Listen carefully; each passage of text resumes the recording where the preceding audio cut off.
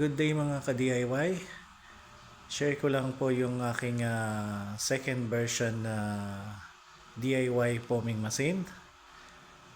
Almost the same setup po ng first version ko. Dinagdagan lang po siya ng solenoid valve para hindi nauubusan ng hangin sa tangke. At saka receiver ng hangin at saka sabon para mag-develop ng maraming foam. So, eto, same setup po.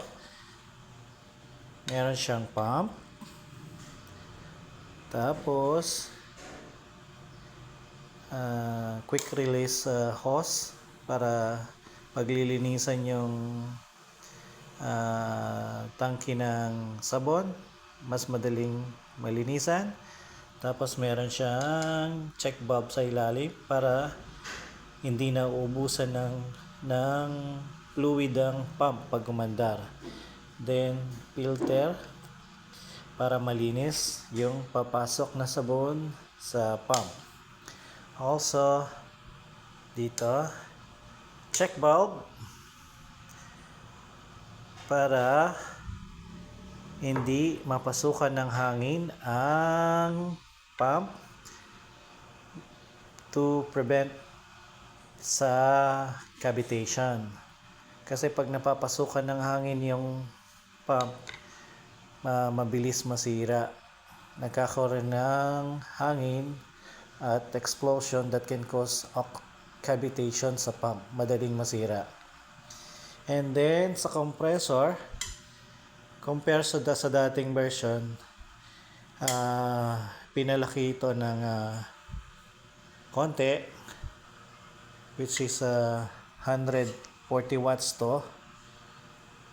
Ito yung gamit sa sa mga air horn sa sasakyan, kaya matibay ito. And then sa linya niya, nilagyan ko ng solenoid valve na normally closed. Mag-o-open lang siya kapag umandar yung compressor at mamamatay naman at magko-close naman pag namatay. So ang purpose nito is para hindi nauubos ang hangin sa tangke at palaging merong combination ng air at sabon.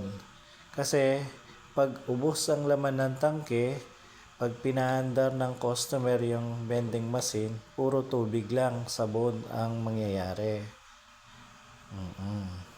And then eto naman yung converter niya, pinalaki yung capacity ng 500 watts. Previously dun sa first version, 300 watts lang siya. Okay.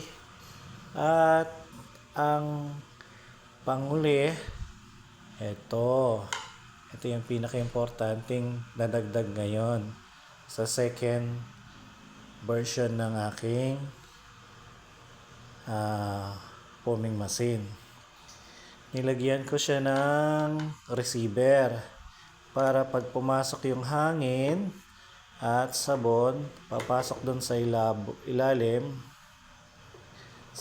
ng receiver, bubulabugin yung sabon, magiging bula at dadami yung foam paglabas niya sa nozzle pang-spray sa mga sasakyan. Yan. So, ang lahat ng ito, mabibili lahat yan sa online shopping except for this one. Ito lang. Ito kasi mga PVC pipe yan na filter sa aking water station. Yan. Yan lang po. Simple lang. madaling gayahin. Kaya kung sinong gustong gumawa ng DIY foaming machine, follow lang po, like and share para mas maraming makaalam kung paano gumawa ng foaming machine. Next video po, share ko rin kung paano natin i-check yung umahandar ng mabuti yung solenoid valve at saka yung pressure switch. Yun lang po. Salamat!